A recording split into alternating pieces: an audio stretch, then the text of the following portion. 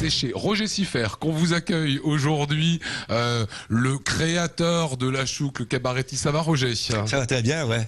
On était ravis avec Alsace 20 de mettre nos caméras sur ce spectacle Apocalypse Show. J'essaye de le faire comme ça, c'est juste? Oui, avec un hips, avec un H, quoi. Avec un hips. Spectacle qui avait été lancé en novembre, qu'on va voir bientôt sur Alsace 20. Un petit mot sur le spectacle. On envoie les images, ça raconte quoi?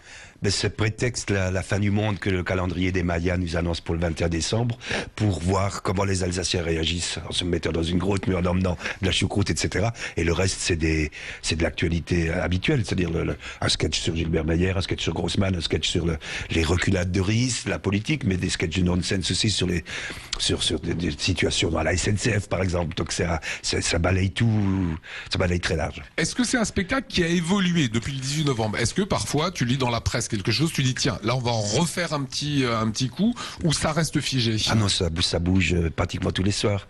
C'est-à-dire que la conférence commence par exemple en disant que Roland Ries est amateur de tango. Il fait un pas en avant, deux pas en arrière. C'est à cause du train de sénateur, il va un peu plus lentement. Il a même failli avoir un tram à Bamako, par exemple. Ouais, d'accord.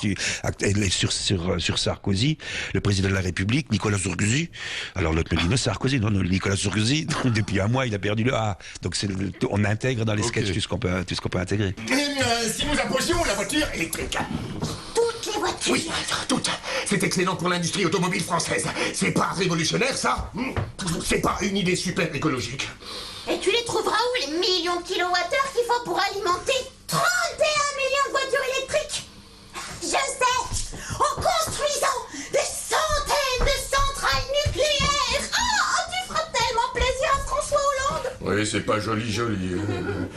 Voilà, vous ne manquerez pas sur notre antenne. On en a vu quelques extraits à l'instant de ce spectacle Apocalypse Show qui a plutôt très bien marché. Combien de personnes jusqu'à présent? On a 12 700 spectateurs et on a joué 85 fois ou 86 fois, je crois.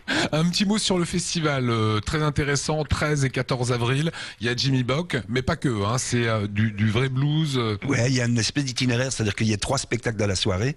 À 19h30, à 20h30, il y a par exemple Benjamin Théoval ou Guy Réal dans la petite salle. Il faut 1 heure de blues, c'est des bluesmen superbes. Ensuite, de 20h30 à 21h, ça c'est dans la cour, où on a des bars à bière, et il y a du boogie avec Erwin.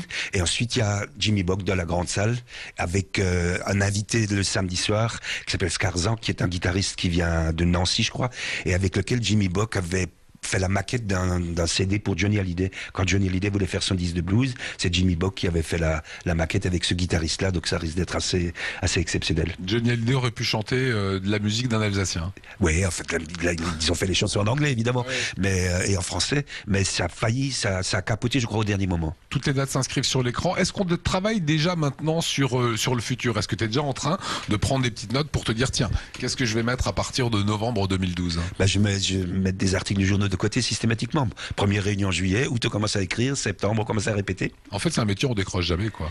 Mais j'aimerais bien, mais c'est plus fort que moi. Non, c'est comme mon père me disait toujours, tu travailles pas, tu joues du théâtre, tu joues de la musique, donc c'est un plaisir absolument énorme. Voilà, merci Roger.